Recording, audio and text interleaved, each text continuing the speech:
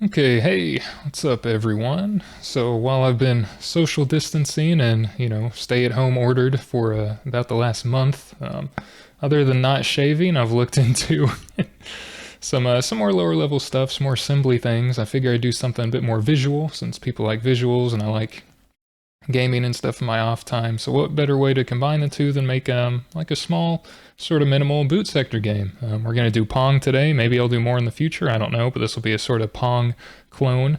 I can show you what it looks like right quick using QEMU. So this is all contained within a 512 byte boot sector. You have, player input moving up and down. We have a sort of rudimentary CPU that kind of just follows where the our ball here, the green square, is moving to. It sort of keeps track of the Y position and moves up or down respectfully. The CPU is on the right, I'm on the left, by the way. But I think I just have the win limit set to 3 for this, so if I lose 3 times, see we have lose pop up in the upper left there, it'll say win if you win. So I have player input moving up and down. I also have, I think R is reset, which will reset to the initial state. I have C set to change the color through the 16 VGA colors.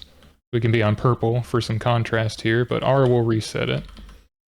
Our game loop cycle, we have, drawing the screen and then a little delay here, which I'm using timer ticks for that, but I'll go into that as we make this thing. But this is just to show what it is. So I'm using OpenBSD virtual machine here, even though you can't see it unless I do like this.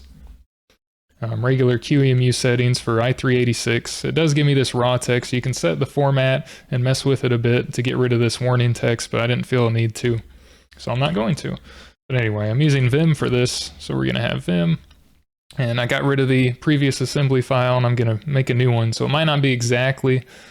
I'll try to match exactly what we saw, but I'm not going to type it up the exact same way with all the same comments and everything. I'll just try to explain it more as I go through. I'll make Bootsector pong.asm. I should mention I'm using flat assembler for this, FASM, which I should put a link in the description. If you're new to this channel, haven't seen this before, I like it. It generates binary files by default, flat binary, uses a flat memory model, and uses 16-bit, which is the first thing we're going to do. Use 16. You don't really need to put this, but I just put it here anyway. This is an assembler directive that says, hey, this should be in 16-bit code, so don't worry about it. Also, since this is a boot sector, I'm going to set the origin of the file in memory when we load from it, which is going to be 7C00. You can do an H on the end for hex, or you can put 0x7C00. They both work. It's just if you're doing hexadecimal here in flat assembler and you use A through F, then you need to put a 0 before it. So if we had something like 0x AB12. If you wanted to do that in the other way, you'd have to do 0AB12H.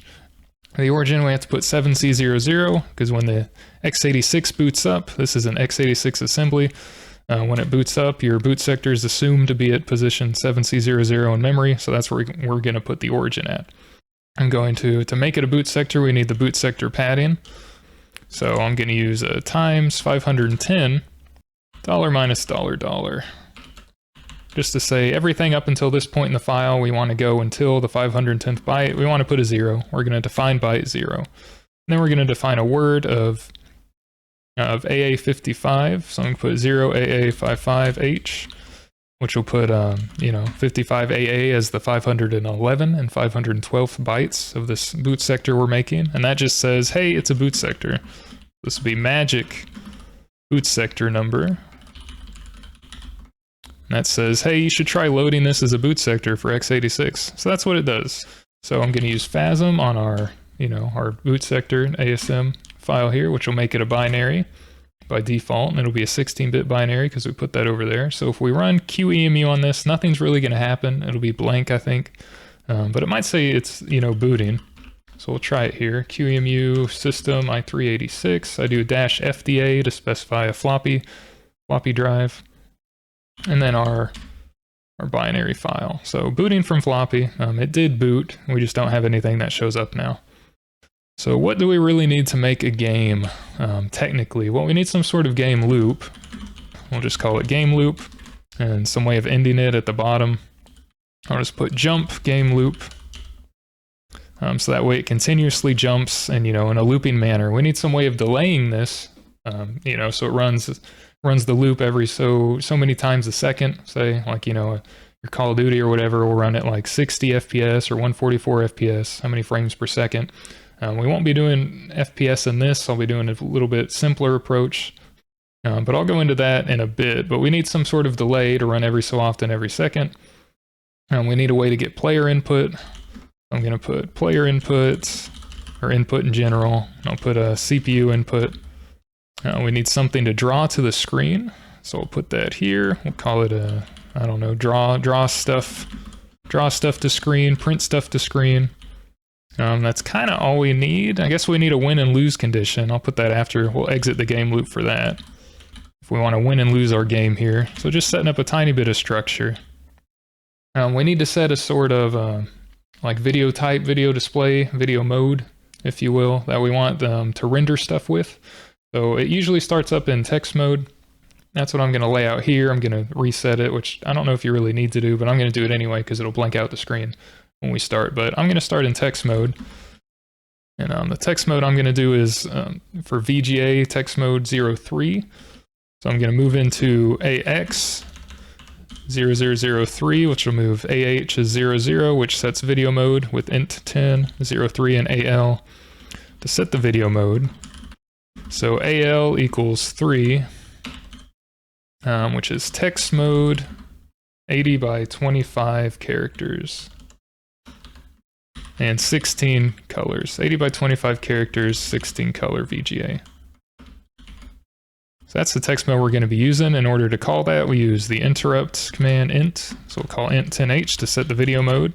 So if we don't do anything so far, this should just blank out the screen after we assemble it. And there we go. We blank the screen out, we have a blinking cursor. So we're good to go so far. The way I kept track of this when I was working on it, to see what we're working with, I used xxd command and just looked at the binary we had here. So we have, 512 bytes is all the way down here at 55 AA. So we have all these zeros. We have all this space. I didn't want to do that, but all this space to work with here. So let's get on our merry way here. We have the video mode set. So how do we draw to the screen first off? Well, every game loop, what I'm going to do is just, because it's easier conceptually for me and it saves some bytes than trying to only draw when you're supposed to draw when something changes. We can just have it clear the screen on every game loop cycle or iteration, and then draw the stuff on over top. So we don't have to worry about blanking something out and then drawing it somewhere else. We're just blanking everything out by default, and then we'll draw, at the positions things need to be drawn at. So how do we do that? We're gonna do clear screen to black every cycle. And I'm going to XOR AX, just clear AH and AL to 0, and then XOR DX, or DI rather, XOR DI, because we can use x86 code store string, byte, word, double word. It'll put the value in AX. If we do store string word, which is STOSW, this will put the value in AX into the memory pointed at ES extra segment offset DI.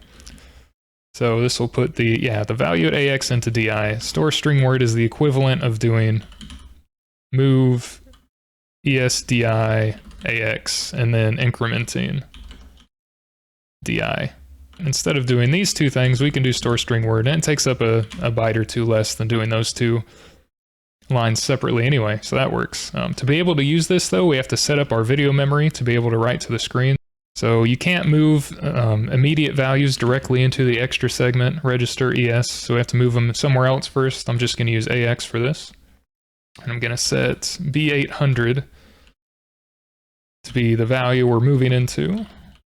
So move into ES, AX. So what this says is that ESDI is going to point to, by default, we want ESDI pointing to B800 0. Because that is where the video memory is for VGA by default and real mode when you boot up x86. Since we're doing text mode, it's color text mode. If we did monochrome text mode, like 1 or 2 or whatever, instead of 3, I think it's like 1 or 2 or something else. Monochrome text mode, video memory starts at just B000, but the color text mode starts at B800, so we're going to be using with that. If you wanted a graphics mode, it would start at A000, but we're just doing color text mode for this. If you want to do a graphics mode version on your own, that's fine. I'm going to be using color text mode because that's what I did for this. So this is going to draw black to the screen by moving basically 0 values into ESDI at B800. Now, the store operations can take a repeat prefix, which repeats a CX number of times. So I'm going to move the number of characters we have into CX, which is 80 times 25. Since that's our text mode, 80 characters by 25 rows, and then this will repeat this many times, which I think is 2,000, something like that. It'll repeat that many times of storing AX into ESDI. So our text mode here, OSDev text UI page. So the VGA colors are here. They're stored in 2 bytes, one after each other. The first byte that comes up, the first 8-bit value, the first byte is the color for the character you're going to put or read from video memory. So each character takes 2 bytes. The first byte is the color it's going to be, the foreground and background color. The foreground color being the text color. So if you have white text on a black background, the background would be black, the 4 most significant bits, and the foreground would be white, the 4 least significant bits. And then you have the actual ASCII code for the character you're drawing. So a space would be 20 and A would be like 48 in decimal. So what we're going to do is just fill the whole screen with black by default, and then we'll draw our, not really spaces. I'm not really drawing anything. By just setting the background color and not using any character, we can still print colors to the screen. It just takes up that character cell data. We're just changing the background of it. That's how the graphics are going to be in this. I apologize if that made no sense because I didn't explain that too well, but this is going to clear the screen to black on every cycle. Everything will disappear and still be black. So there won't be really anything that happens here that's any different other than taking up more space. So this should look the exact same. And it does. The only difference is that the cursor is not blinking because we turned off the cursor blink bit by doing this. It just makes the screen black. The cursor doesn't show up. That's the only difference here. But if you wanted to draw like a white A to the top of the screen, DI would be set after this. But if we wanted to do it after we did this, we can XOR DI again, because DI at this point will be set to, like 2000, whatever the limit is here. We can move into AX. Let's say 0F would be black background, white foreground. An uppercase A is hex 41, or decimal 65. I don't know why I said 48. I think I was meaning numbers. Yeah, decimal 48 is a 0, but an A is hex 41, so let's put that in. 0F41H, all right, and we can store that, and this will draw, a white A. Or it won't, I lied to you. Ha! It's probably drawing so fast that you can't see it show up. That's what I'm going to say. Since the CPU has so many cycles, we can't see it because every time the A shows up, it's immediately drawing the whole screen to black because the CPU runs very fast. So if we just do this, yeah, it shows the white A with the blinking cursor. So you see the A there.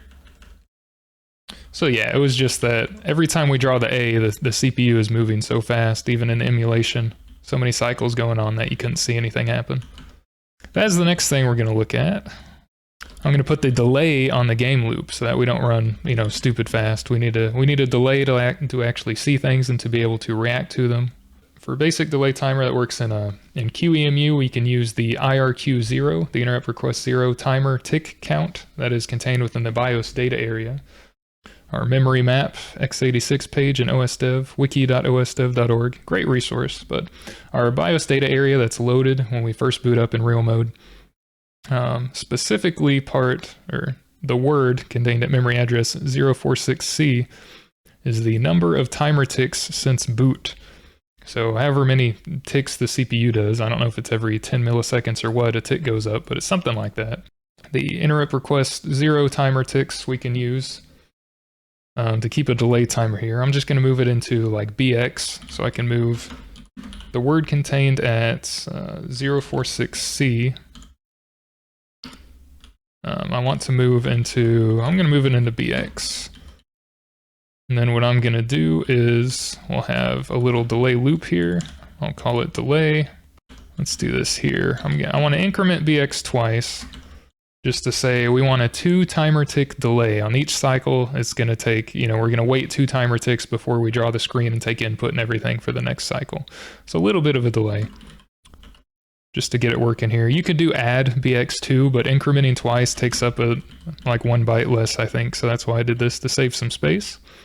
Our delay loop here, I'm going to compare bx to what's currently in the timer tick count, and if we're not there yet, we're gonna jump back to delay. Let's reverse this. That would make more sense. We could do it the other way, but it would make more sense to do this. Compare what's in there to bx. So if the number of timer ticks has not yet reached its previous number added, +2, then we're going to keep going back. Once it reaches it, we're going to go on and reloop the game. So this should show the A, because we have a little bit of a delay here. So I'm hoping this shows the A in the upper left. And it does. And you see the blinking is like a little bit slower than it was, if you're very acutely noticed here. So we clear the screen to black. We have a delay going. We want to draw stuff. So what stuff do we really want to draw to screen? Let's see. Pong has the middle separator, as you saw. So we'll draw that first. Draw a middle separating line.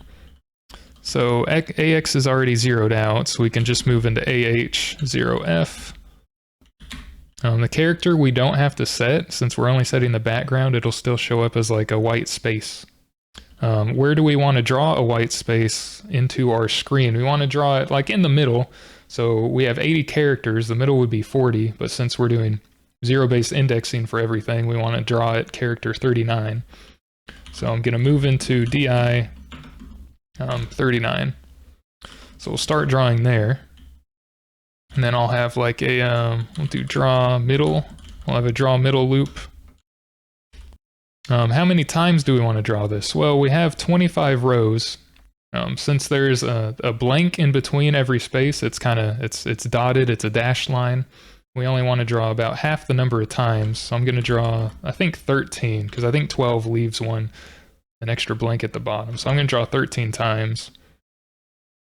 And I'm going to put that into CX. Actually, we could probably put it into CL. Maybe save a byte or two there. So what I want to do is store the word, okay, wherever DI is, and then I want to add to DI. Now we want the number of bytes that takes up a row, and then since we want to do every other row, we need to add twice that. So since there's 80 characters in a line, and each character for writing to VGA memory takes up 2 bytes, one for the color, one for the character itself, we want to multiply by 2. So the number of bytes in a row is 80 characters times 2, which is 160. We want to draw every other row, so we want to multiply that by 2, which would be 320. I'm going to put these into constants. I just want to show this first. All right, and then we want to loop back to draw middle loop. I think I want this to be white background, black foreground, actually. Since we're not drawing a character anyway, this doesn't really matter. But I want the background to be white so that it shows a white space there, and we have to put an extra 0, otherwise it sees it as a letter. So let's see if this does what I'm hoping it will do. And it does not, so that's okay. We can debug this and find out why nothing's being drawn. So up here, since this is 2000, CH will be 20. And if I just move into CL, I'm not blanking out CH, so I can't really save space like that. DI needed to be 78 instead, since I wanted to start at character 39, since it's going to be zero-based, but since each character takes 2 bytes, we need to start at 39 times 2, which is 78. 78 is the starting byte of basically the middle character in our 80 column screen, our 80 character screen. The other thing I did not take into consideration at the moment is that store string word increments DI already. So what this is going to do is go down 2 rows, but it'll also put it 1 character to the right, since this already increments DI by a word, which is 2 bytes. That's why this is dashed. See, this is in the middle, the starting one, but then 2 rows, and then since it incremented from store string word by 1 word, it's an extra word over. So what we really need to do is subtract that off. So I can do, -2, just do 318, or I'll do -2. So what this should do now is draw in a straight line, and there we go. We have our straight line alternating, should be the middle of the screen. I did it before with this set to 80 instead of 78, and it looked like it was off. Maybe it's still off by 1, I don't know. This works for me. So what I'm going to do now is put in some constants here, because I don't want to have to remember these things too much going down the line. So constants here, these things will not be assembled, they're just, well, Their values will be assembled where we use them in the code, but this part of the code here where I'm setting up these constants will not really be part of the final binary. So it's okay to put them here. We don't need to jump over them or anything. So I'm just going to set up some things here. I'm going to set up video memory. This is going to be B800. Down here, I'm going to set up the actual logic that we're doing. Our actual code, our actual logic. I'll put equal signs so it's more differentiating. This is also not really going to count, so I'm going to put end logic. So our video memory, we don't need to do this anymore. We can change this to vidmem. And I'm going to set up a thing called, I'm going to call it row length, which is just going to be our 80 character row times 2 for every byte. So this is just going to be 160. So this will be row length times 2, just to make this a little bit more explicit. This will be row length times 2. And then it'll be minus 2. So maybe that'll do by 0. I don't know. I'm going to put it here. 2 times row length minus 2. We'll also do, this needs to be equal. Sorry. I need to put equal. That's the whole reason this works, is with the EQU directive, equal. So after we set up the middle line, we want to we'll draw our characters here. Call this get player input. Let's do this here. We'll do draw player paddle. Then afterward, we'll draw the CPU paddle. And then we're going to draw the ball. So the player paddle, I think I'm making these things 5 spaces high for the paddle height. I want to make a variable for the color. Let me do this now, because I'm going to do it later anyway. So I'm going to set up variables at the top just so they're, coherent in the text, but this is not optimized for size. So by doing this, by setting changeable data here for memory locations and labels, what I'm going to do is make a draw color thing, and it's going to be a F0. It's going to start off as white, right? But we're going to change that later, because I want to be able to change the color like I showed at the start. But to do this means we have to put something here to jump to, we'll just say setup. So setup may be a keyword in FASM, so let's change this to setup game. So the reason I have to jump over is so that we don't try to run and execute anything we put in our variables section here. So this is not optimized for size. You could save 2 bytes or maybe more by taking this out and moving your variable data to the bottom of the file, but I'm putting it here at the top so that it flows more coherently. We have constants and the variables, yada yada. We can move the data at draw color. I want to be able to change the colors later. This should still work, because I didn't really change anything. Okay, we're good. Still works.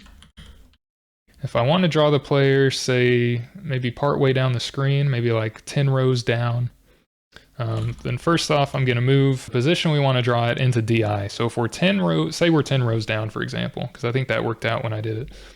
If I move 10 rows down and then 1 row or 1 column to the right is where we want our paddle to be. So also what I'm going to do, because I want to keep track of the player and CPU positioning to be able to update them later, I'm going to make those into variables as well. Player X can be, since we're not moving left to right, this can actually be a constant, so I'm going to put that up here. Actually, player and CPU X's won't change unless you want to make a really weird game. We're just going to do this. It'll be offset 1 column into, from the left of the screen.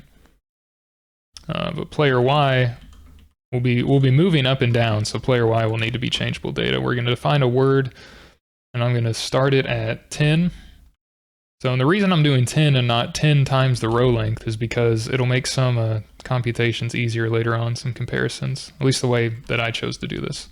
So I need to move into DI, which is our memory we're wanting to write to. I need to move that into whatever player position we want to draw at.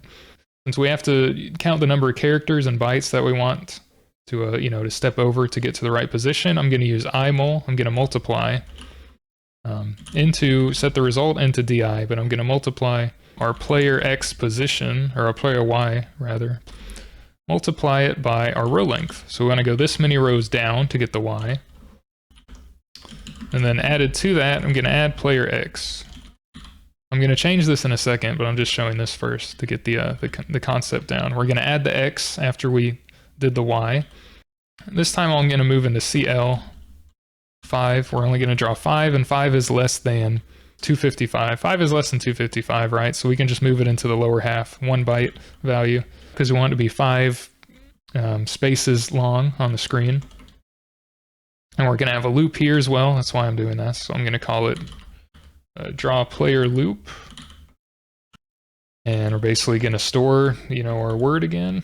And then we're going to add a row length to DI. We only want to go one row down this time. They want to all be together, not, segmented like our middle dashed line. We want to loop back to draw player loop. So we might have to subtract 1 from here again. I'm going to see how it draws out. I feel like we will. Yeah, we do have to subtract. That's fine. Nothing wrong with that. So what we're doing here is imul, which I think takes up 5 bytes, and addition here takes up maybe 2 or 3 bytes.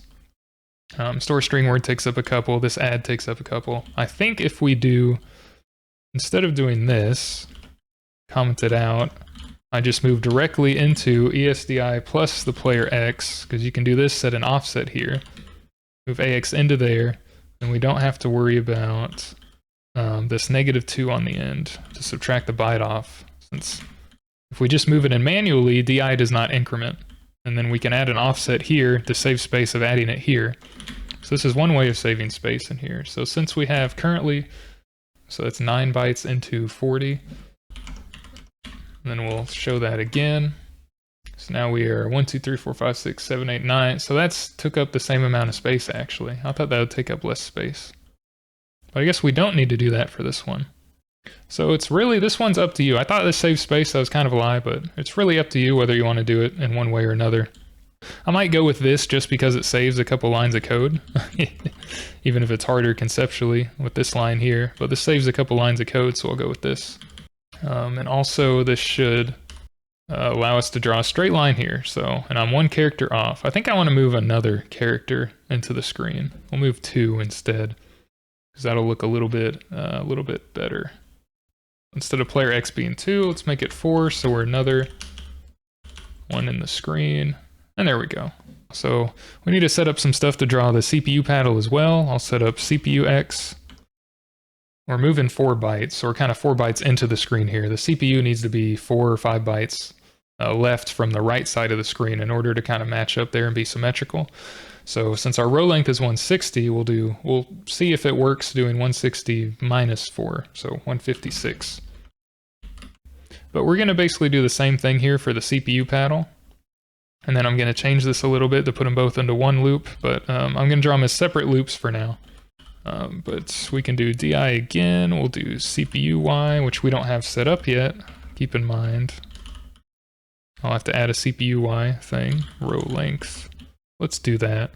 Player Y is also, well, CPU Y is also going to start at 10 so that they're, on the same playing field here. So we'll move the Y times the number of rows into DI. We'll move CL5 again. And we'll call this draw CPU loop. So ESDI plus CPU X, which we have set above here. And that we're going to put AX. Then we'll add DI row length. And we'll loop draw CPU loop. So we should have our starting positions for the player and the CPU. So there we go. It looks like we need to add another byte for the CPU to make it look symmetrical here. We have to subtract another 2 bytes. Since we're starting at a character, we have to add another byte so that there's 2 bytes distance. Right now there's only 1 byte distance since it draws left to right. 154, so that after we draw the CPU, there's 2 bytes distance. Before we drew the CPU, there's only 1 byte distance since we were only going 4 bytes back. So this should now look symmetrical. And it does. But what do we want to make the starting position for the ball? Well, we also need to add a ball X and Y now, don't we? Now the ball X is going to change as well as the Y. So it will be, they'll both be variables here. I think I'm going to start on the player side, so I want it to be at least a few bytes left of the middle separating line. Let's say 5 bytes left, right? Or 5 bytes. 5 characters left, which would be 10 bytes. So let's start this at 68, which would be 9. Let's start at 66, so after we draw it, there will be 10 bytes distance, or yeah, 5 characters distance between the middle line and where this is spawning on the left side of the field. And then the starting ball Y position, let's make The player paddle is 10 rows down. Let's make this like, I don't know, 8 rows down instead. So instead of 10, this will be 8. Y is the number of rows, but X is going to be the number of characters into the screen we are. Let's put where we want to draw into DI. So I'm gonna, again, imul DI. This will be ball Y. This will be multiplied by row length. And then we're going to add to DI our ball X. And then we don't need to loop because we're only drawing one space for this. I'm going to make it a different color. I don't want to make it white. I can make it white, which is fine, but I want to make it green like I showed there for some contrast because it looks a little different. I think it looks a little bit better. So we'll move into ESDI. Since these things up here, these are constant, so I can add CPU-X here and have it work because CPU-X is a constant value. It doesn't change. But the ball X is not a constant value, so what this would do is move the label, you know, the memory location of this label. It won't move this, it'll move the label value if I were to try to type it the same way as I did for like this move statement. So I can't do this to save space here. But let's move a 1, green background, blank foreground, and nothing for the character. I'm going to move that into that position. So let's see what that looks like. Doesn't do anything. Awesome. And that is because I'm still adding the value here. Yes, this needs to add the data at ball X. Okay, so I had to move the actual word value here. So first you see that it's blue, and that's not good, so we need to make this 2. 2 for the background, which signifies green. Even though it is valid without the word mnemonic here, it doesn't really know exactly how to align the data when it's being moved over. So for the assembler, we're going to put move word to signify that, yes, this is indeed 2 full bytes. Then now it draws here. It draws green, and you know, we're good to go. I think I actually want that 1 row up, so I'm going to change that. I'm going to change the Y to start at 7 instead, or maybe even 6, but I like the number 7, so let's go with 7. That's fine, we can always change it later. Okay, so now when we draw the ball, we want to take inputs. We probably want to move the ball, which will be, I guess, ball input here. I could say these things aren't really being input from an external source. Let's just say this moves. We'll say this is a move CPU. And then move the ball. As Billy Mays said, are you on the ball? Get on the ball. So now that we're drawing these things to start off with, we're not moving them, so let's go ahead and move them. So we want to move, get the player input here. Once we start running into size constraints, I can condense these 2 loops down a little bit, but I guess I can do that now just to show. So I don't think there's a good way to do it with just using DI, so we have to use another register, another variable or something. So in this case, to simultaneously draw the CPU paddle in the same loop as the player paddle, since we're already doing something 5 times, we can do it for both instead of separately, save some space there.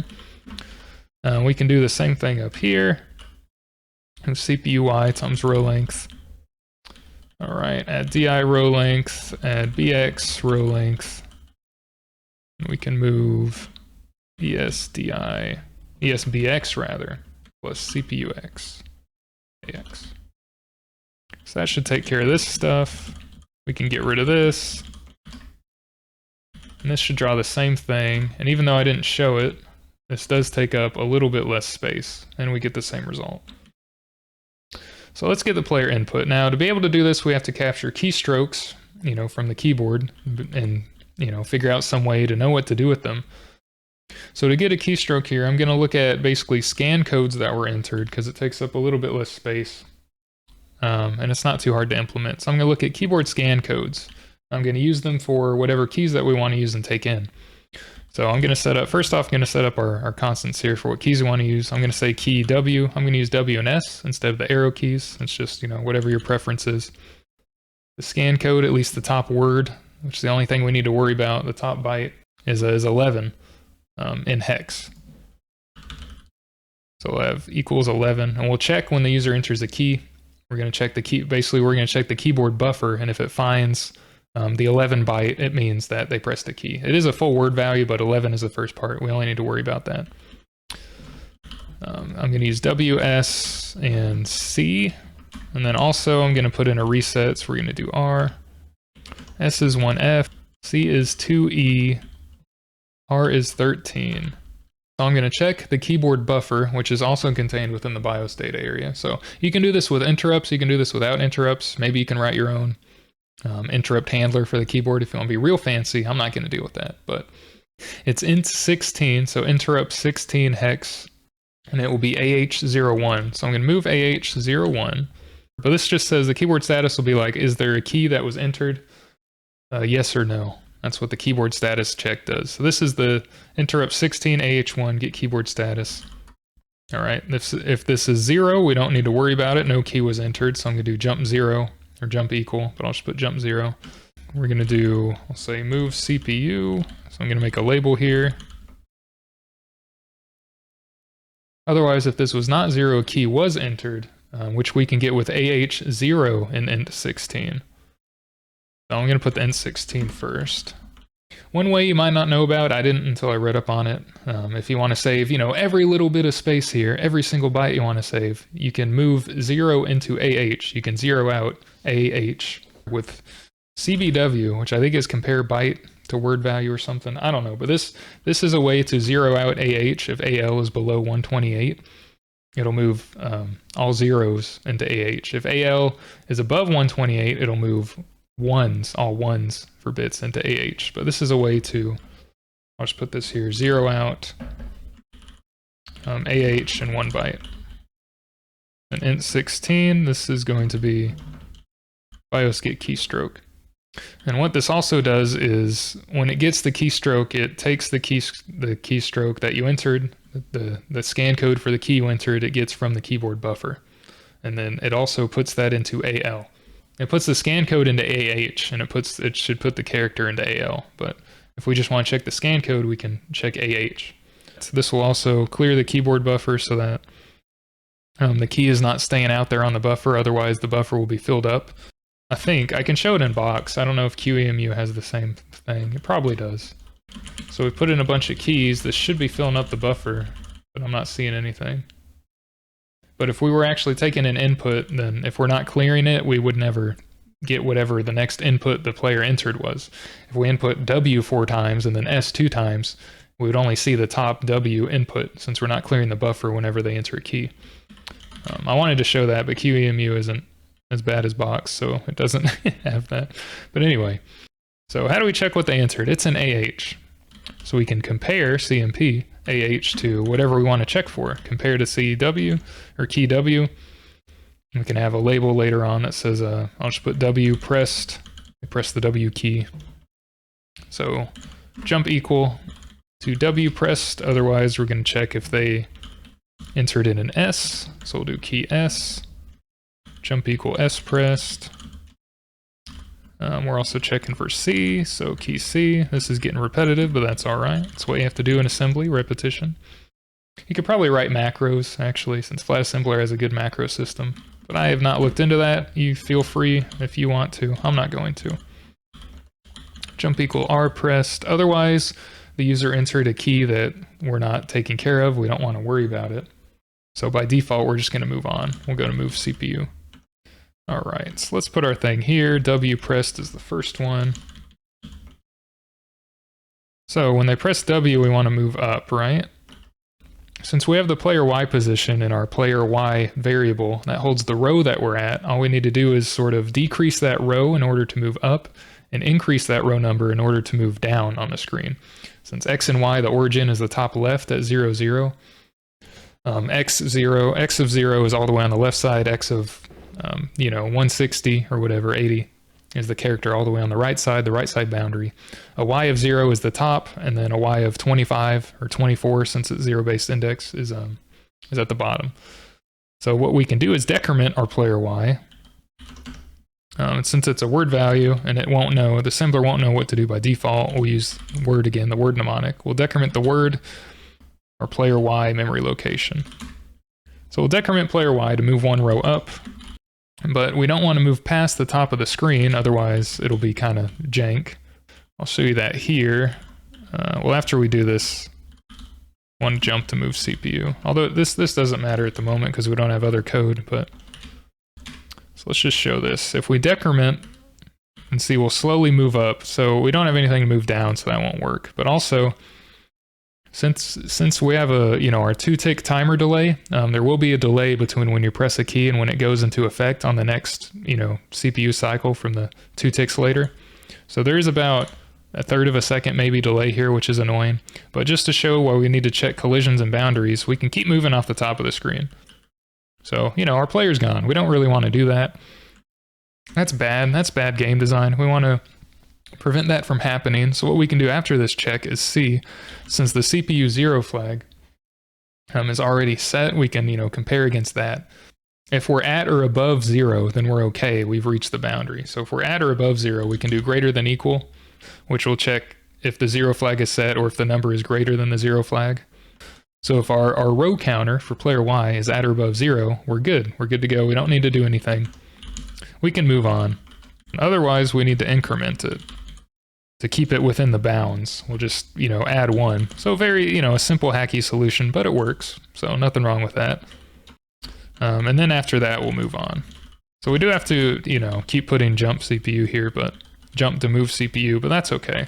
So what this should do is prevent us from moving off the top of the screen. So basic collision checks. So I shouldn't be able to move now. And I'm not. See, it can't move. So that's good. It's slightly more complicated when we move down, but that's okay. We'll put that in right now. What this will need to do by default, we'll decrement instead. And then what we need to do is basically check if the bottom of the player paddle is at the bottom of the screen or if we still have room to go. Or basically, well, before we do that, we can check if we're at the bottom. So what we can do is compare. So what I'm going to do is compare and see if the bottom, if our player Y value plus our player's height, so plus 5 because we're drawing at 5 squares. If the player Y, the top of it plus the height is going to be, at or above our bottom boundary, then we don't need to do anything and it's good. But if it's going to move below the bottom of the screen, we want to prevent that or move it back. So that's what I'm doing here. Basically, I'm going to compare to 19, or I can compare, if I had a variable for like screen height, I could do that -5 or minus player height or something, but I didn't have those variables. Maybe I can add them later. I can add that at the top here. That would make more sense, wouldn't it? Let's do screen W and screen H. So screen W is going to be like 80, right?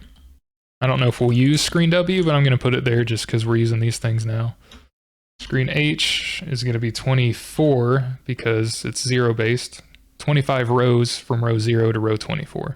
And then we'll have player and CPU height, or I can have something that's like I'll call it paddle heights. And this will be 5. When we're drawing the paddles, we can move paddle height just to get rid of that, that hard code there. So a little bit of yak shaving here, but that's all right. That should still work. So we need to check against if the player is going to reach below the bottom of the screen. So we're going to check the screen height, or screen H, minus the paddle height. If we're going to pass it, then we can check if, since the 0 flag is set or not, we can check if we're greater. If we're greater, we don't want to increment, so we need to move on. So want to basically move on if we're going to pass the bottom of the screen. Else, we're not going to pass the bottom of the screen. And then we'll move on. Operand not specified. So when we're comparing, we again have to compare a word here. So now we can move down, we can move up and down. So we shouldn't hopefully be able to move past this point. It should not let me move down any farther. And it doesn't. So we know that code works. You can also hold down the key, and whatever delay you have set for auto key repeat will keep going. Also remember, if you hold down the key, you're going to see a big delay before you can move again. So if I hold the W down for 1, 2, 3, and let go, it still moves. Because even though we remove one key press every game cycle, every 2 ticks, it still has to remove all of them because they have all been added to the keyboard buffer in the BIOS data area. But anyway, we have moving up and down added for the player. That's good. Maybe we want to change the color as well. Since we have our code here, we might as well just put it in now. So since our color is up at the top here, we have our, what we call it, draw color. So we're only going to be changing for this. It's pretty simple. We only need to change the background color. To be able to change that, we just need to add a 1 to this value, or 16 in hex. Or well, 16 or 10 in hex, rather. Sorry. And then that'll change this F to 0, and then F to 1, and then 2, and then 3. So that's all we're going to do is add 16 to the background color there. So we can add byte to our draw color. And all we need to add is either 16 or 10 in hex. And then we'll pass over our reset code that we're going to put in shortly.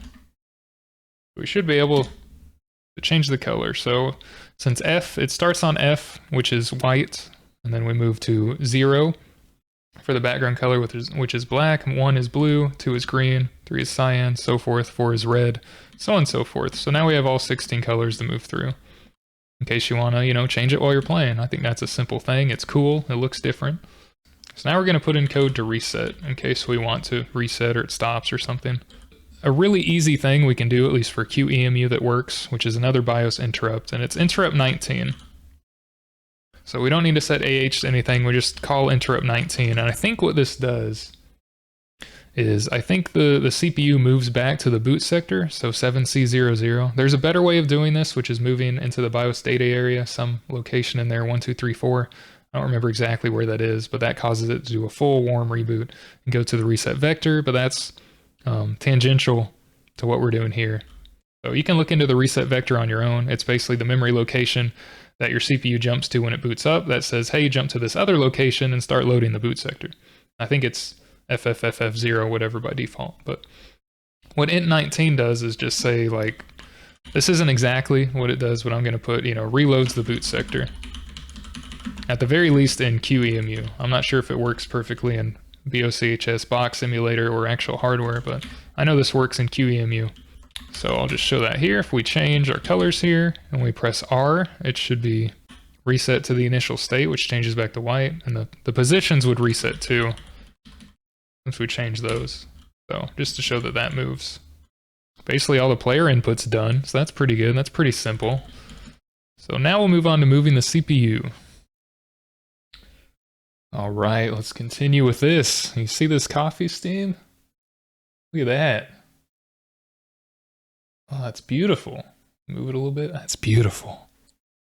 So we want to move the CPU here, right? So the only thing with that is that I'm not going to move the CPU unless the ball is moving in this game. I kind of want to move the CPU to coincide with where the ball is going for some rudimentary AI, right?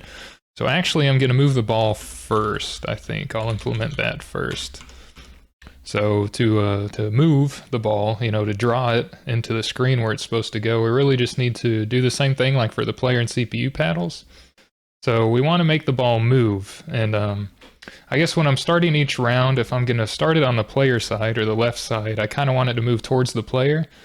Otherwise, it's going the opposite direction. If it starts on the CPU side, I want it to move towards the CPU. And also I want it to be able to, bounce off the boundaries of the screen or the paddles and kind of reverse the X or Y direction there. To know what direction to move it in, I'm going to set a couple other variables here. I'm going to call it like ball velocity or something. I'll call it, I'll do ball velocity X and velocity Y. Or speed or acceleration or something, but really this is just going to be like, I think 1 or -1 value. I don't know if it needs to be a byte or a word. We can try it as a byte though. But I'm going to start it as -1, I think. And then velocity Y, we're going to start at +1. So -1 meaning then we want the ball to move towards X position 0. So that'd be, if it starts at like X position within the screen like 50, character 25 out of 80, right? If it's byte, well, it's byte 50. But if it starts in the middle of the screen, we want it to move left, we got to add a negative value to get it to go towards 0. If we want it to move to the right side of the screen, we need to add a positive value to go towards, 160 or whatever. So I'm going to use these velocity variables for that. The same thing for Y. If we want the ball to move down, we need to add some number. If we want it to move up towards 0, then we need to decrement from Y or add a negative value. So we're drawing it at its current position. Let's do draw ball at current position, because that's what we're doing here. Then what we want to do is we'll move the ball to its next position. The values will change if the ball hits the top of the play area or the bottom, then the Y value will change and like reverse from 1 to -1. So if we want to move it, it's pretty simple. All we're going to do is just add. We'll use BL here. So I'll move the velocities into here. And then, we want to move rather, not add, sorry. but I will add to the ball X data, I'll add BL. So this is adding the velocity to this. So if the velocity is negative, the ball will move to the left by 1 every tick. If it's positive, it'll move to the right by 1. And we'll do the same thing for Y. Velocity Y, and then we'll add to ball Y value, BL. So since we're not changing it at the moment, if it bounces off, we're not doing collision detection or anything for this. What this should do is just move towards the bottom left corner and then go off the screen. And it is doing that. And then it disappears. So there's some flickering we have to take care of, but you can see it moves, you know, leftwards and downwards. All right, so let's put in like some basic reversal logic here for at least the Y direction. Check hit ceiling or top of screen or something. I'll just do check hit top for this. And this will be checking if we hit the top of the screen or the bottom of the screen. And what we can do here is compare the top of the screen, which is going to be 0. If it is 0, then we want to reverse the Y direction so that it moves off from 0 on the next tick. This won't make sense right now because the ball isn't moving up until we put in a check hit bottom. So I'll just put this right here for now. If not, we can do jump greater than, I suppose, to check hit bottom. We can move on if it did not, but if it did, well, we kind of want to reverse that. So we're going to negate the byte at ball velocity Y. So what this is going to do is negate the byte, basically reversing the sign. So if it's at -1, this will make it +1. If it's at +1, it'll make it -1. It negates it, it reverses the sign. We'll put some other things here. We'll do check hit player and check hit CPU. We'll do a label here called in collision checks when everything's over. Since we confirm that we hit the top of the screen, we don't need to check anything else, so we can just jump directly down there. Otherwise, we don't want to run any code. So if we hit the bottom of the screen, what we can do is compare ball Y to, I forgot we need to put word values here as well. So we do need to compare this, otherwise it'll give an error. So we can compare if we're at the maximum of the screen, which is 24. That's the final row, so we can check if we're at 24. So if we're less than that, we're pretty good. We can jump to see if we hit the player or not, because we didn't hit the top or the bottom in this case. Otherwise, we did hit the bottom of the screen. We want to negate the byte again. And then we'll go to in collision checks. It might be terrible. Let's see what happens. It does bounce back up. We might have to change this a little bit because we don't actually see it hitting the bottom. Well, that time we saw it. I don't know why it's flickering so much. I got to look into that. So we can put in to see if it hit the player or not. We can do that collision check. So we need to compare Y values for the top and bottom of the player paddle to the ball and see if the ball is also in the X value like it just was there, if the X value is equal. That means it kind of hit the paddle, and then we can reverse the X velocity so it'll start going toward the other direction. Let's move into, it doesn't matter, BX. BX should be fine. Move player Y, then we'll compare BX to ball Y. If the top of the player paddle is less than, on a Y scale, less than or equal to the ball, then we can move on to check if it hit the bottom. Else it didn't hit the player, we can move on. If it's less than or equal to the ball, then we need to check if it's hit the bottom. Otherwise it would be greater, and then we can move on. So I'll do jump greater, check hit CPU. Since the player and the CPU paddles are 5 squares in length, we can just add 5 to check the bottom. So there we go. Then we'll compare again.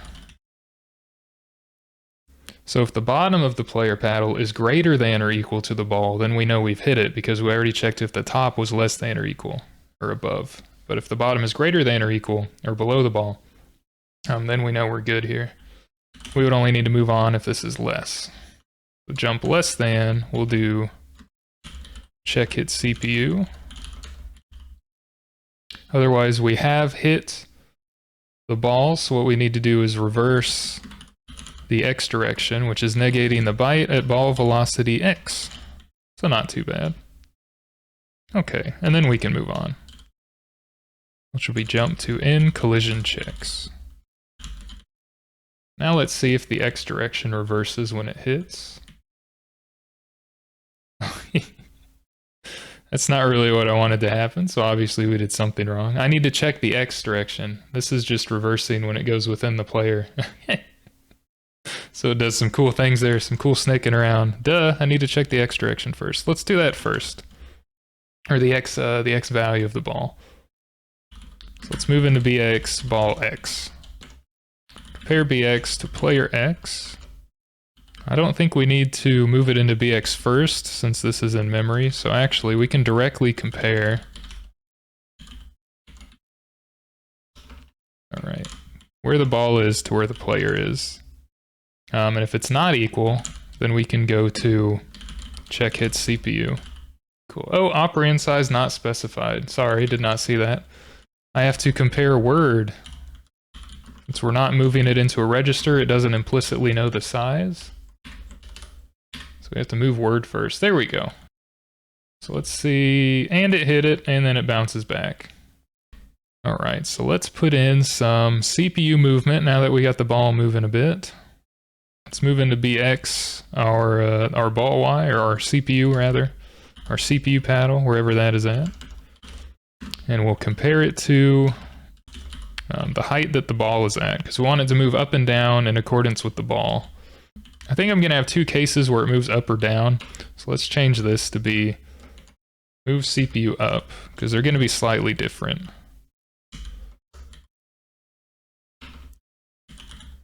At least it would help if I separated this out, so that's what I'm going to do. Don't do whatever I just did. Alright. Easier if I just had this open the whole time, wouldn't it? If the top of the CPU paddle is equal to the level of the ball, or it's above, then it doesn't need to move up and we'll move on. But if the ball is above the CPU paddle, then we need to move it up to, to correspond with that. So if the top is less than or equal, then we need to move on. So jump less than or equal to move CPU down. Otherwise it isn't, we need to move it up. So that would be done by decrementing the CPU Y value. So decrement word, CPU Y. And then we can move on to move the ball. Move on past this code here. Now we can compare, since CPY is in BX, we can again add BX, the paddle height, and then we can compare how that is to the Y value of the ball. So if the bottom of the CPU paddle is above the ball, or if the Y value of the bottom of the CPU paddle is less than the Y value of the ball, then what we need to do is move down. If it's greater than the value of the ball, we don't need to move down, so we're not going to worry about it. But if it's greater than the ball, or equal, I guess, then we can move on. Otherwise, we need to increment word CPU Y. But then we also need to put checks in, which I didn't do. Collision checks for the CPU. So if the CPU Y hit the top of the play area, which would be 0, and we need to increment it. So what I can do, instead of jumping move ball, we can do jump not 0. Otherwise we hit the top of the play area, which is 0 for the Y value, and we need to increment it to cancel it back out. So what we need to do here is compare CPU Y to whatever the bottom of the board is, which is 24, right? So let's do word. So if they did not, it would be less than. We'll jump less than, move ball. Otherwise they did, so we need to decrement it. Jump 0, move CPU, undefined symbol, nice, okay, and that is, these move CPUs are no longer valid, they are move CPU up. So I don't know, all good stuff, part of Vim, I don't know yet, but I know the dot command, and that counts for something, right? So now the CPU will move up and down corresponding to where the ball is at. Oh, but I just missed it. We'll have to put in, a little difficulty slider thing later to where the CPU isn't always on the ball. I also kind of want to find out why it's flickering. Usually this thing shouldn't be flickering like that, at least so much. So I might look into that and be back in a second if I figure that out. Okay, so one thing I found with the flickering was that if I set to draw the ball with a space instead of just empty, then it kind of smooths it out a little bit. For the ball itself, we draw a space, there isn't really the flickering going on. Now we do see some weird behavior here where it's kind of wiggling back and forth, which isn't great. We don't really want that. You can't just not have bugs in your code, then it wouldn't be, a productive day. Oh well, we can figure it out later. Let's put in the CPU collision checks. Let's check the top of the CPU here. Well, actually we can compare first off. Let's do that. We'll compare word ball X to the CPU X.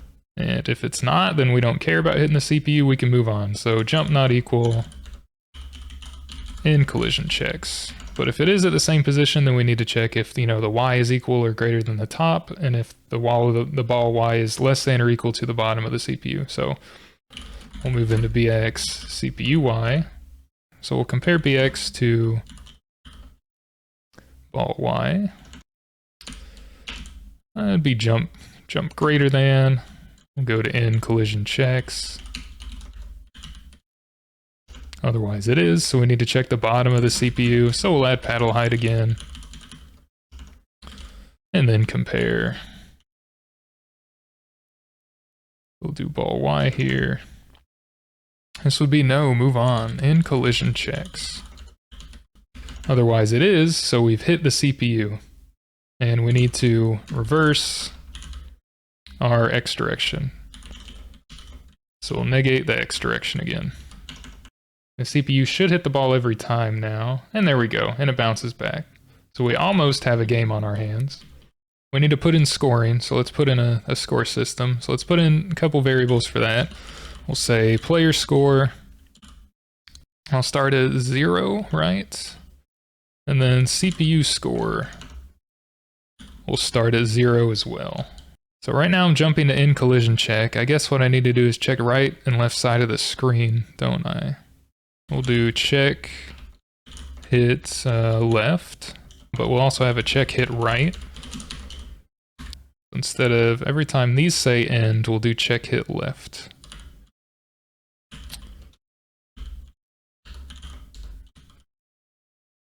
All right, and then dot.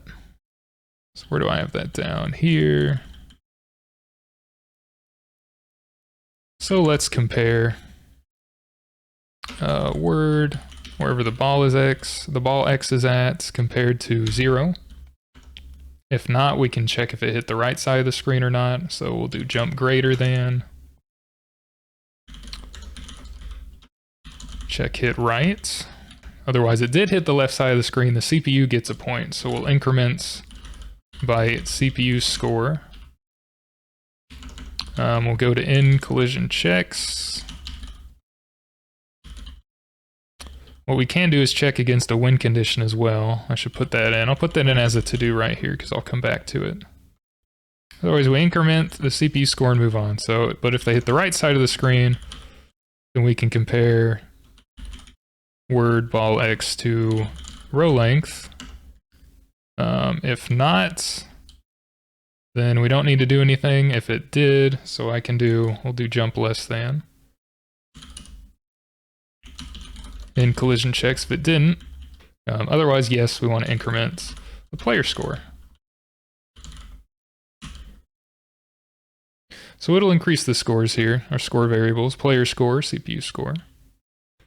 Let's put in a thing to draw the scores. We'll do this, I guess, after we draw the ball. It doesn't really matter, but I'll put it right here. Draw scores. I'm going to offset into the second row of characters on the screen. So first I'm going to do row length, and then I'm going to add however many characters, however many bytes we want to draw into the screen. So I'm going to do 66, so it'll be 33 characters into the screen, so it'll be about 7 characters less than the middle, which is 80 approximately. I want to start drawing our score. So if I just want to put a number, then I can just move the number into here, I believe, and that'll be okay. We're using BX a lot, so we can move BX. Whatever we had for the player score. And then since the player score is a number and not the ASCII representation of that number, we need to add hex30 or decimal 48. Okay, so we want to add BX hex 30 to get the ASCII representation. So I'll put that here. Okay, so now we can just move into that memory location at DI where we want to draw the score. We can move the score into there, which is at BX. So we'll move BX. So let's see if this works first off. Make sure I'm not lying to you too much. Okay, looks like I am so far. Oh, what are we moving into there? We're just moving the number. The number doesn't mean anything. We have to move a color into there first. Of course. Sorry about that. Let's do this a little bit differently then. So I'm using a byte value for player and CPU score. So what I can do is move, since we're having the color, the attribute byte of stuff we're drawing, up here we're putting it into AH. So AH has a draw color. We can move the number into BL. And then into BH, we can move what color we want to draw. So that when we move the word value, the full word BX, then it'll be the color and the number. So we're going to add that to BL, but into BH, I'm going to move what color we want to draw. I'm going to make it yellow. So it'll be E. Yellow background, black foreground. I might want to do black background and yellow foreground, actually. Let's try that instead. So that the text is yellow, the color of the text will be yellow across the black of the background. Okay, yeah, that works. See, we have a 0 up here. And then we can do the same thing for the CPU code, and that would be a 0. And then now it's just increasing. Since we're increasing the player score, we're not resetting anything when the thing scores. It's going through all of the ASCII values up there, which is pretty funny. Now we want to draw the CPU score. Let's do it here. DI is row length 66, so what we can do is move, what is this, 12 before? So we can do 12 after, so 78 plus 12 is 90, so let's try that. But since we already have row length plus 66, I could also do an add here. 90 minus 66, which is 24. And then BH is already good to go. We just need to move into BL, the CPU score. And then move back into ESDI at our new memory position, whatever's in BX. Oh, we need to make it a number, sorry. We need to make it a number, duh. And invalid operand. Add what to 30, you say? Well, I agree. Add BL. Alright. Now we should have 2 zeros. There we go. Looky there. So we'll see what happens when this passes the left side of the screen. Something probably weird. Oh, the CPU goes up right. We're also checking that we pass the right side of the screen, which technically it does. It does some weird overflow things. So that technically works. Okay, so we got CPU and player score. Well, let's do where we reset the ball when somebody scores. Let's just do it here. Check if player CPU 1. We need to reset the ball as well. Reset ball for next round. So if they did not win, then we'll reset. If they did win, then, I mean, they won, right? So how do we reset the ball? Well, I kind of want this to be a variable because it's going to be able to change, and I can set it equal. I don't think I'm going to be changing the Y value for this. I'm just changing the X value and then resetting it. Let's make a baseline thing where it spawns on the left or right side of the screen. So I'll call this, we'll do player ball start X. Kind of verbose, but that's okay. So the player, where the ball starts on the player side, what are we doing by default? Ball X. We're starting at 66, so let's just start there. And then we'll do CPU ball start X, constant, and we'll make this 12 on the CPU side. So this will be 90. So if the CPU scored the last round, I'm going to start the ball on the player side of the screen so that they start off. If the player scored the previous round, I want to start the ball on the right side of the screen for the CPU to start. So if the CPU scored, we want to start on the left side of the screen the next go round right here. So I'm going to move into, just to start off here, move into ball X. Player start ball X, is that what I called it? But fun stuff. Okay, otherwise, if the player hit, we want to move into ball X, the CPU ball start X. Okay, so that way when it passes the left or right side of the screen, whoever doesn't get a point, it'll be reset. So now we should hopefully not have those weird overflow errors with the score either, I'm hoping. Let's see what happens. If we pass the left side of the screen, CPU should go to 1. Yeah, it is starting on the player side, so I think we're okay here.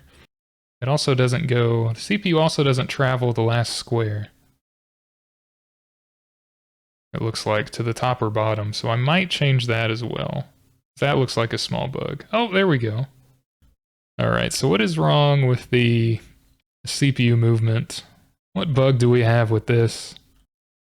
We should do this if it's less than 0. Jump greater than. We don't need to check in this case. We need to go to move ball. Because if we already moved the CPU up, we don't need to move it down. We can move on. This needs to be 25, I think.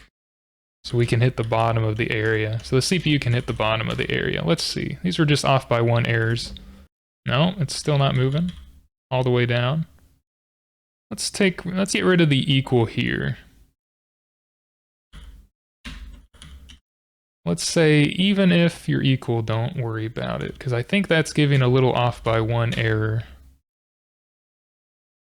Yeah, it is. Okay. So we just had to take off the equals there. I think the top might not be right. The bottom looks like it was corrected. I'm not too crazy just yet, but you know, I did put the ball drawing code in 2 different places. I don't need that up there. You know what we can do? You know what we can do actually? Let's keep this here. Let's keep this here, but down where we move the ball, we don't need to draw it again. We just need to move it to its next position. So let's see if it still does the weird wiggle dance now. It should be smoother. Well, it's flickering. Which was due to spaces, I believe, instead of just blank. So let's make it back to a space, which is 20 in hex, ASCII space. The CPU still does not move up. I don't know why. So draw color here. Let's just do this AX. And then draw color we're going to make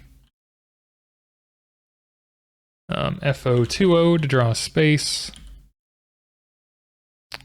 And when we mess with it, yeah, we can just add 10 to that. That should still be okay. So if we draw spaces by default here, does it work a little bit better? I don't know. I can't really tell a difference.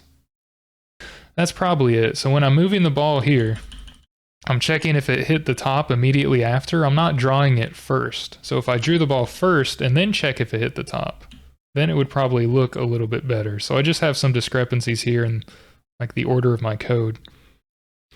So probably what I want to do is maybe draw the ball after I move it. So let's try moving where we draw the ball until after we move the CPU. So when I move it, I'm going to draw it as well. Okay, I found it. I think since the top row of the screen is like row 0, since we're 0-based indexing, I think when I decrement here, it reaches 0. So it immediately increments it, so it never reaches the top of the screen. Should be able to do greater than or equal to 0, we're okay. If it's below 0, we want to make it equal to 0.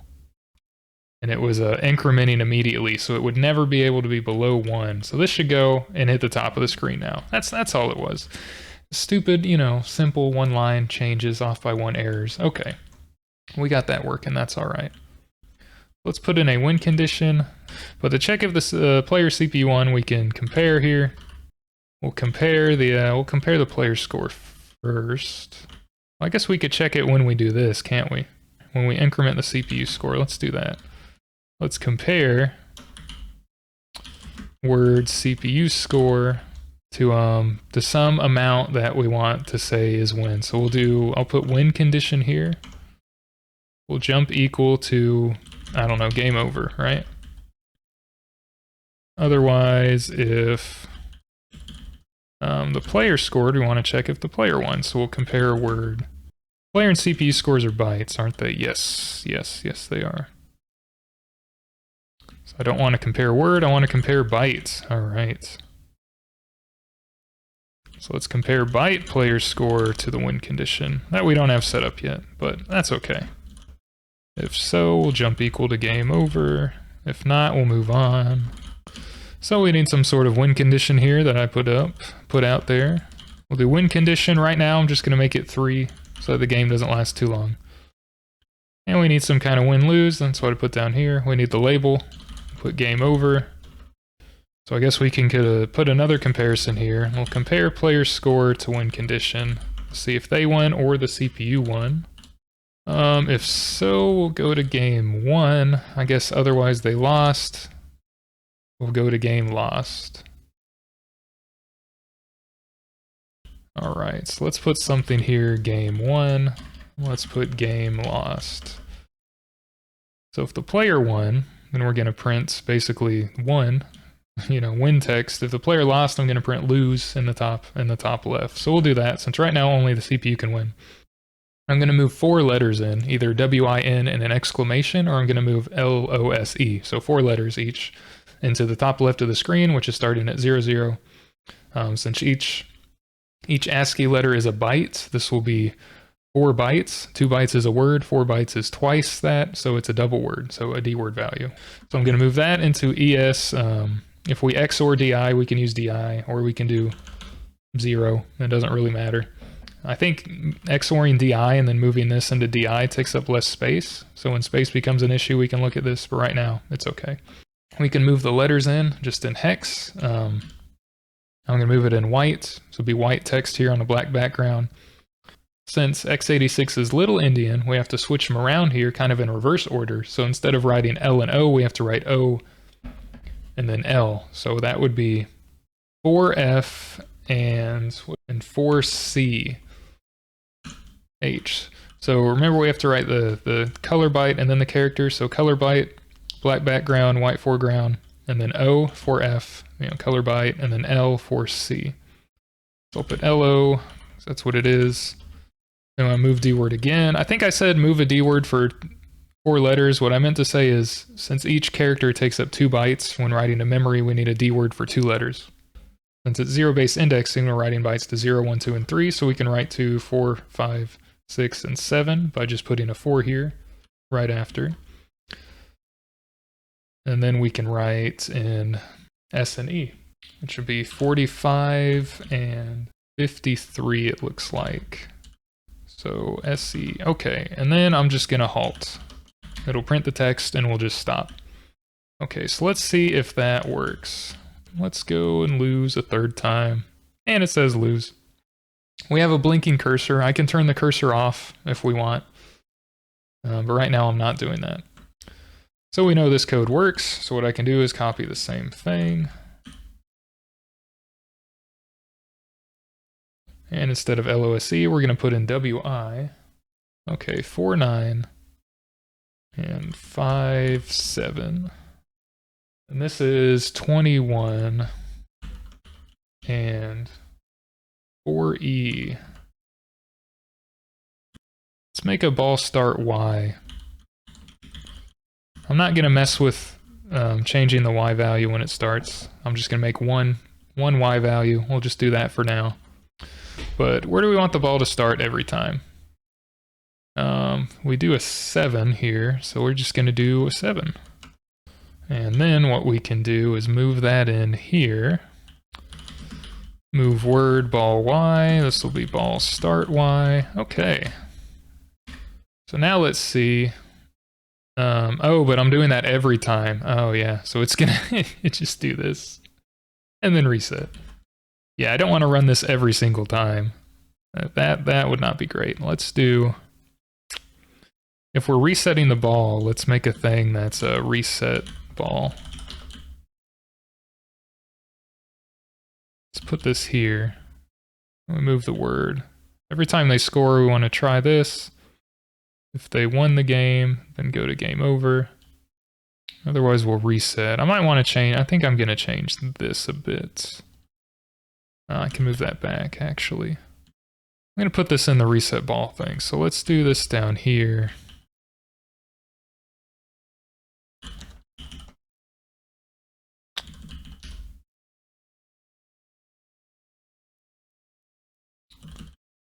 When we reset, put it there. I only want to run this code. I only want to check if they won after they scored a point, and I only want to reset the ball after somebody scored a point. So that's why I'm putting it all under this reset ball section here. Increment byte player score, don't need to worry about that. Put this down here as well. Reset ball, since the X has been reset at this point, we just need to reset the Y value. And then I'm going to check if the CPU won. Okay, if so, we're going to go to game over. Otherwise, did player win? If so, we're going to go to game over. If neither of them won, then we can go to end collision check here. That is fine. That'll be faster than waiting. Alright, then it spawns on the player side there. It spawns going up because we didn't change the Y velocity. This should spawn going down. So that's okay. I'll keep the Y velocity the same so that it's a tiny bit different there, some variety. Alright, so we want to implement some sort of difficulty thing, difficulty slider for the CPU. I don't want it to move exactly every time the ball Y moves. I don't want the CPU Y to move at the same time every time. Otherwise, we can never get it past the CPU pretty much, how it currently is. So I'm going to put a couple more variables here. One I'm going to call CPU timer. Actually, I think we can just do a byte for this. Let's start this as a byte. Okay, but the other one we're going to do, I'm going to call it CPU diff or CPU difficulty. And we're going to do a byte for this as well. I'm going to start it at 1. This doesn't really matter. This just, for how I'm going to do this, I can't have this start at 0, just how I'm going to do this. So I'm starting it at 1.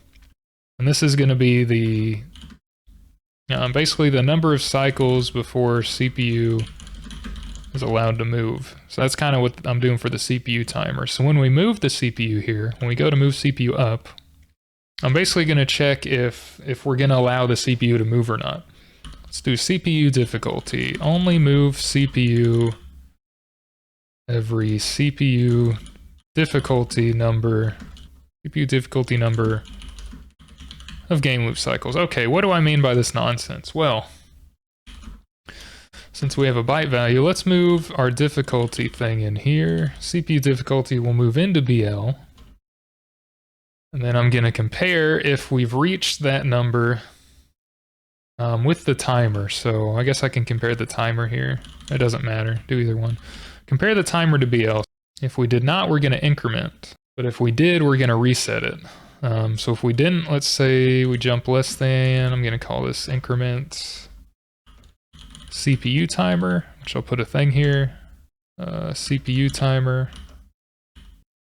This is just going to say increment byte CPU timer. So, okay, otherwise, we did reach the difficulty number of game loop cycles, so I'm going to move that back to 0. I'm going to move bytes, not word. And then we're going to move on. So instead of moving the CPU, we're going to go past that and go to move ball. So move ball.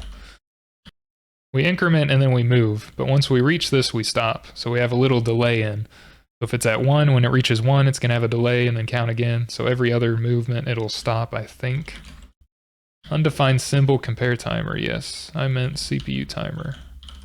That's what I meant. Undefined symbol increment. Yes. It would help if I actually knew what I was doing. There we go. I think this will stop every other movement. Yeah, so it's very stretchy right now. So every other game loop cycle, this is stopping right now because the difficulty timer thing is set to 1. So I don't really want it to do like that because the CPU's kind of, I mean, it works, but I think it's kind of bad. So we're going to change that to make it a little bit better after the player scores a point. So let's do that. I think I'm going to do that when I reset the ball. I'm going to change the difficulty whenever we reset here. This will be after this stuff. I'm going to move the player score into BL. If we're at 0, we don't need to do anything. I can compare BL to 0, I guess. Jump equal in collision check. So if the player has 0 points scored, we don't need to mess with the difficulty at all. It's fine how it starts. But if the player did score, what I want to do is increase the difficulty by some amount proportional to how much they scored. I'm going to multiply the player score, which at this point is at least 1. I'm just going to multiply it by 10. Place that into BX. It'll still be in BL because I'm not anticipating any scores here above like 25.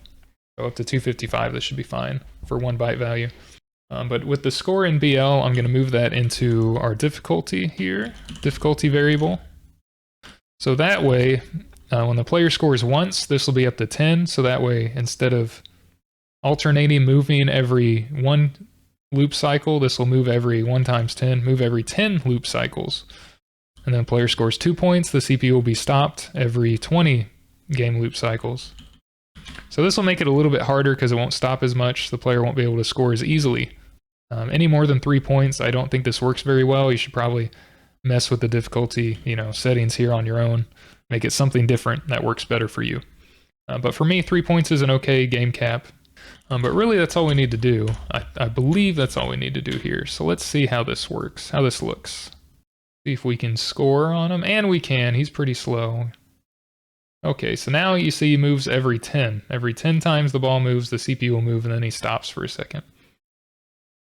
So he can just barely hit the bottom. Oh, we missed that one. Okay, so he should now move every 20 times before he has a delay. So it's a lot smoother now. The CPU should be a lot better. Okay.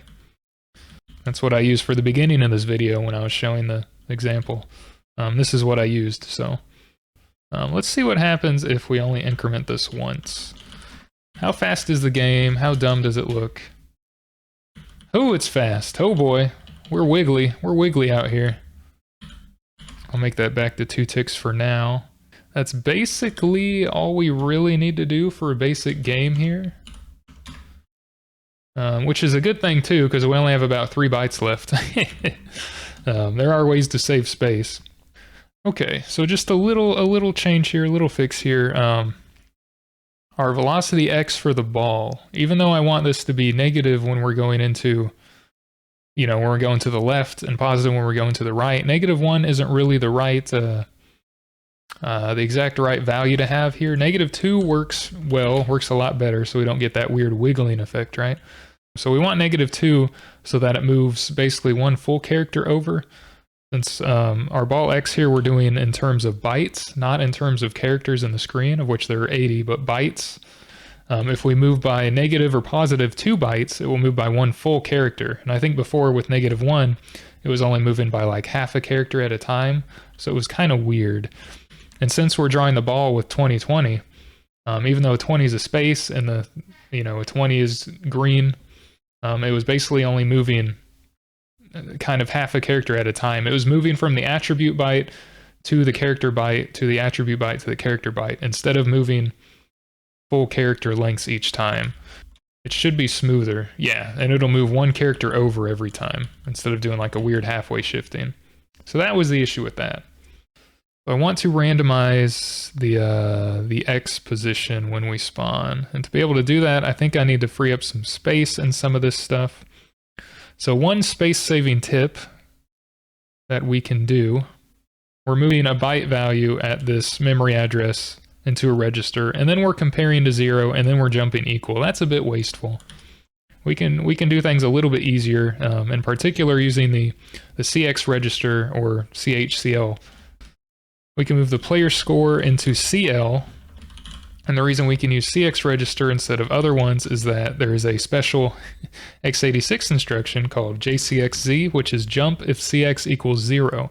So instead of moving into BL and then comparing and then jumping, we can move into CL, and then if it's 0, we can jump. In collision checks here, we don't need to do these 3, place it with 2. And this takes up 3 bytes less, so we can save 3 bytes with that. So not much, but it does add up very quickly. Well, here we have CL equals player score, so we can multiply CL by 10. Let's try that. Multiply CL. Extra characters on the line. So we can't do that. Never mind, we can't do that. We should be able to do IMUL though. Invalid size of operand. CX. So since we already have our score in here, we're going to multiply it by 10 anyway. We might as well just do that. That might be able to save. That saved another byte, it looks like, or another 2 bytes. So that's good. Let's see if that works. Then we move 10 at a time. And it missed. Now we move 20 at a time. Randomize the ball X position a bit for variety when we start a new round. So the way I did this is I'm going to use interrupt, BIOS interrupt 1A in hex to get the number of CPU timer ticks since midnight. But what that is AH0 and then int 1A. Of course, the 1 byte way of moving 0 to AH is CBW. Then we'll call int 1A. And what this does is put into CX and DX the number of timer ticks since midnight. This is just one way of getting like a random number. We don't have, a rand, and we don't want to like seed a random value and everything just to save some space here. We don't want to have to deal with all that. So CX, DX. DX holds the lower half, which is all we're going to use for this. CX holds the upper half.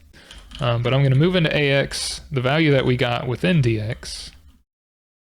And then I'm going to XOR out DX to reset it. Set CX equal to 10, and then I'm going to multiply, right? Or I'm going to divide, rather, sorry. Divide by CX. By dividing by CX, this divides by the accumulator. So this equals AX divided by CX.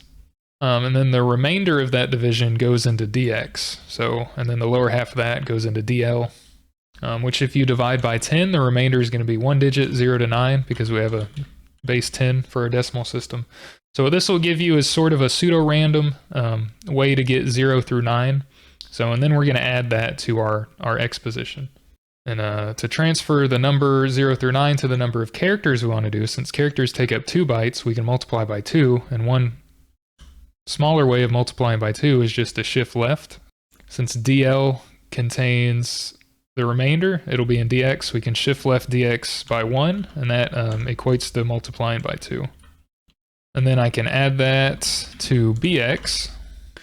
What we're doing up here is moving the CPU or player ball start X into the word values. So take up a little bit less bytes. We can just move this into a register like BX. Just move it into something like BX, takes up a few less bytes. So down here, when we added to BX, in effect what we did was add our random 0 to 9 characters into the BX X value that we're getting up here. So the player ball start X or the CPU ball start X, we're adding a random number 0 to 9 to that value right here. After we do that, we can add that BX value, or we can move that VX value into our ball X position to reset it for the next round. And ball start Y, we're already moving up here, so we're good to go. But just to be a bit more consistent here, move it to where it is. Along with the X value, we'll do this. Okay, so now we have implemented randomizing from the ball start position for the start of each new round if the player or the CPU scores. Clean that up a little bit. Okay, so I need to save some more bytes here, so okay. The way you can find out, by the way, is by commenting out this line. Now this code won't run until we use 7 less bytes in this instance. 519, we need to get that back down to 512 or less. Okay, so instead of comparing to 24, what we can do is compare to 24 minus our paddle height, which will be 19. Did the CPU hit the max or not? And if not, we can move on.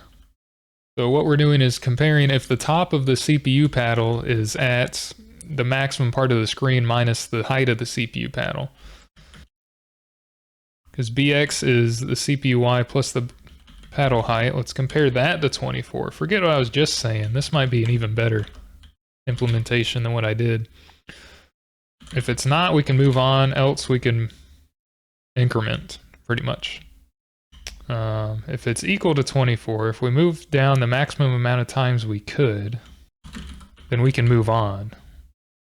Else we haven't moved the maximum amount of times we can, then we can increment.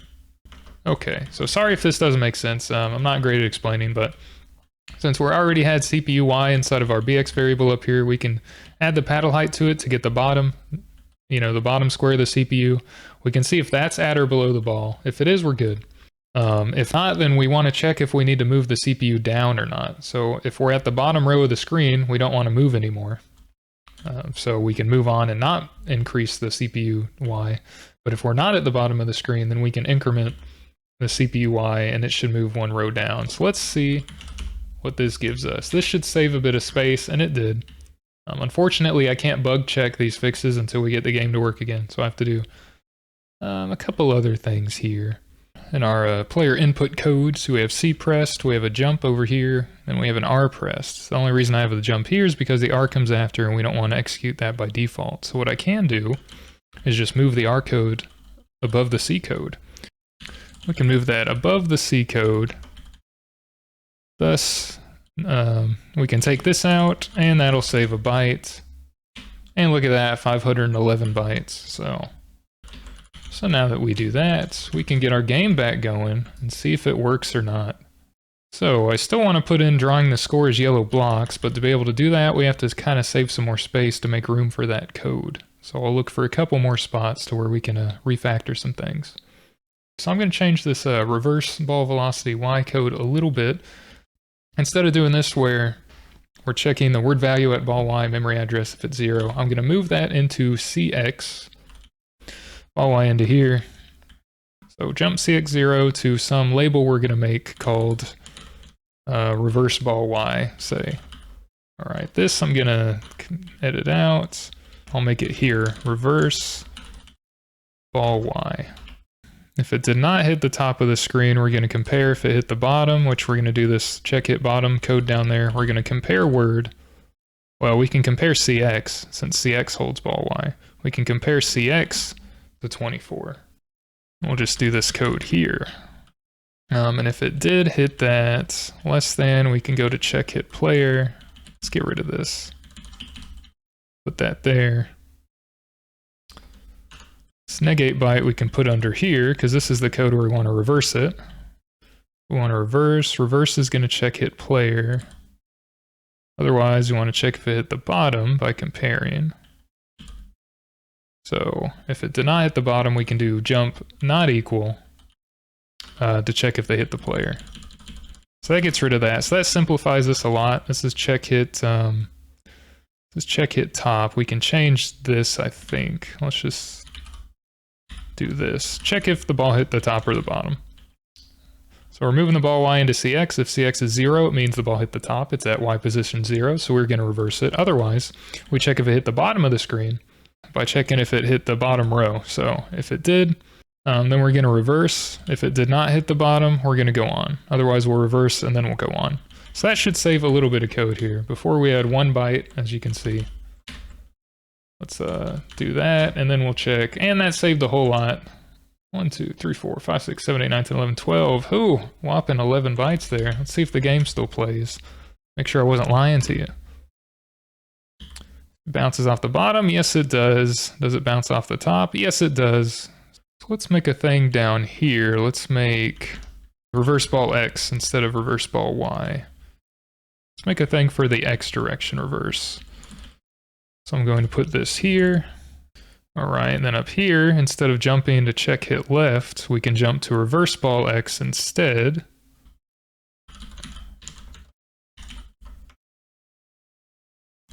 Which automatically goes on to check hit left after. And then that should negate it, that should negate it. So that'll be a small, I think a small thing here. So 0F F4 in the last row. Let's see how much we save. And we save another, 4 bytes or so. So that's pretty good. There we go. X is reversed when it hits the player paddle. Let's just make sure it works for the CPU as well. And there we go. So we're still good. Okay, so let's see if we can change the score drawing now that we have some space, freed up. Let's see if we can change the score drawing to do the yellow squares instead. So instead of moving the number here and doing this, I'm going to draw a couple loops. So this one, since A has our color, I'm going to move AH 0E 0, so we get the yellow background and the blank foreground. All right, what I'm going to do here is move into CL, going to move the player score to start off with. If it's 0, we can move on and draw the CPU score. So jump CX0, draw CPU score. Otherwise, we're going to move into DI, our thing down there, row length. So then we're going to do a loop here. We'll call it player score loop, right? And into that, I'm going to store string words. Since AH is the color, we don't need to worry about the character really, since it's static. And then what I'm going to do is for each point that they score, I'm going to draw another yellow box, 2 characters to the right of the first one. So I can increment DI twice, which takes up a little less space than doing add DI2. And then I can loop to player score loop, and then loop that number of times. And then down here we can have draw CPU score. There might be a way to move these both into one loop, but since I'm drawing the scores starting at different positions, I didn't really want to do that if I'm using store string word here. There might be a better way to do this to fit both these into one loop like I did the paddles here, but that can be something that maybe you want to implement for some practice, right? So AH is already the color, so we don't have to set that up. We do need to move into CL, the CPU score. And then if that is 0, then we can move on past this and go to some stuff down here. Let me get rid of this stuff. We'll make another label here called our comment here. We'll just call this get player input. Or player input, I don't know. We'll do get player input's fine. So jump CX0 will go to get player input, otherwise it's not 0. So let's move into DI, our other thing, which is row length plus 12, right, which is 90. Row length plus 90. This will be CPU score loop. And once again, we'll do store string word. Increment DI, and loop to the CPU score loop. Oh, the other thing I never mentioned, sorry about that. These labels with a period at the front is not for no reason. It's in flat assembler and I think net wide assembler, FASM or NASM. You can put a dot in front of the label and that makes it a sort of a local label, I think is what they call it. I'm not doing it here, but if you called these the same thing, like if this was called just loop and then this player score loop was also called loop, the dot for the local label makes it associated with the last global label, or whatever they call it. I think it's called global versus local labels. So if I think I can show this here. If I do dot loop, and then I loop to that, then that should be okay, and it's associated under this draw player score label. And if I do that the same here, normally you can't name 2 labels the same thing, but if we make them both local labels, we should be able to call them the same and it'll work. Since this loop is not associated with this label, it's associated with this draw CPU score. So let's see if this works to draw the scores now. All right, so now we don't have anything, right? If the CPU scores, right, they get a yellow box. Now the player also got one, which is not great. I need to fix that.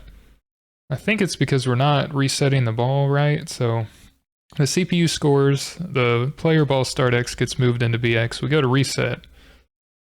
These things are not true. Player score is 0 after the CPU scores the first time. So we go to end collision. End collision is not moving BX back into ball X. So I think what I need to do is move this stuff right under here. But if the player score is 0, we still want to reset it with the new X value. So I'll just put another label here. So this is technically reset the ball, but this is like reset ball part 2. Reset ball 2 for reset ball part 2. Let's see what that does. There we go. That's all we had to do. See, now the CPU gets a point, but I don't. Oh, that time they did move. But now, even when the CPU scores first, I don't get a point and we're still okay. Okay. So that goes to lose, even though I got the 3rd point. So that is definitely a bug. We can imul cx player score times 10. And if it's 0, 0 times 10 is still 0, we'd move on. Otherwise, we can do this. And just move it into there. So that's a little bit easier. That'll save another byte or 2, not that we needed it, but do I need clear interrupts here for some reason? I don't know why I would, but maybe I do, I don't know. So apparently I need to clear the interrupts before the halt command, or else it still goes on for some reason. Maybe there's some a little interrupt instruction left in the cache or the data bus. So if I clear it, it doesn't work, but if I don't clear it, there can still be something left there and it goes on for some reason. I'm not exactly sure. The other thing is the CPU isn't working as good as I thought it would.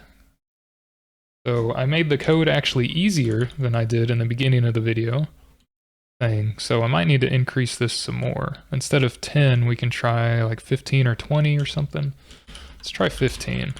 I want it to be a bit of a challenge on the second point before you get the third point, you know what I mean? Okay guys, so 20 isn't too much. So see, after doing that, I made one more slight change, and that when I move the CPU down, I'm only adding 4 instead of 5. I don't know why, but it seemed to be like stopping short or something before. I don't know, but that kind of changed it a little bit, and now it's pretty good. You get some good difficulty increase on the second point before the third one for the win. Takes a minute, but you know, you can still win if you're there for a bit. So, you know, we have the win text here. We're good to go. I guess the last thing, very minor, but if you don't want the blinking cursor, you're like, wow, I hate that blinking cursor. Get it out of here. I don't want that thing. You can turn that off, or well, at least hide it. If you want to hide the cursor, what you can do is, we can call int 10. So you can change the cursor to be like, you know, different, I guess, text shapes and stuff. But and this thing, CX, well, CH. The CH part of CX is the starting line that the cursor will be on, that you're going to draw within the screen. And I think CL is the ending line for the cursor. But in this case, if we set CH, where the cursor starts drawing and then it moves down when it gets to the end of the line for this VGA text mode, if we set our CH, our starting line for the cursor, to be greater than the height of the screen, then it'll effectively be hidden. So you won't see the blinking cursor, you won't see it at all. Since we're saying, hey, don't start drawing till after the screen space we're using is. So the cursor technically exists, but it's just off the screen. We won't see it. So we can move CH, basically, we can move it to like 25. So we can try it as decimal, but 25 greater than 24. Since our screen height is 24 rows, this moves it 1 row off the screen. We shouldn't be able to see it. So let's see if that works. That is an invalid operand. We need a comma. So let's see, let's try to lose the game to see if the text has the cursor or not. So see, it says lose, but we don't have the blinking cursor anymore. So that's you know, just the final thing here. If you don't want to see the cursor, you can hide it. Get it out of here. But that is going to be it for this video. Our final memory count here. So I used 512. You know, 1, 2, 3, 4, 5, 6, 7, 8, 9. It's about 9 bytes, maybe about 501 bytes altogether for this thing, or 502 bytes. Let's find out. So 503 bytes. So including Magic Bootsector. So technically maybe 501 bytes. Hopefully this taught you something. Hopefully you liked it and enjoyed. I can do more of these in the future. I'll try to be even more energetic with more inflection in my voice so you don't fall asleep too easily. I tried to be louder but less compression, if that makes sense. And easier for me to set up, more minimal setup, and then change my webcam settings a little bit to be more colorful. But yeah, hopefully you learned something with this Bootsector thing. If you want to see more games, let me know. If you have anything specific you want to see, this Bootsector or otherwise, assembly, C, I don't know, Lisp, Forth, whatever, really anything software programming related that you want to see, let me know. I will research it, look into it, make a video on it if you want. I'm sorry it takes me a while to do these. Because I record this video, for example, I recorded in 3 parts, and it's going to be about 4 hours of footage. So editing that down to be hopefully under 2 hours is probably going to take me a few days at least. Maybe like 4 days of like a few hour sessions each. But yeah, hopefully you enjoyed. Let me know if you want to see more things like this or different things. I might be interested in doing like Tetris or something. Something a little bit more involved than Pong, but still simple enough. I can do simple graphics. See you on the next one. Thanks for watching.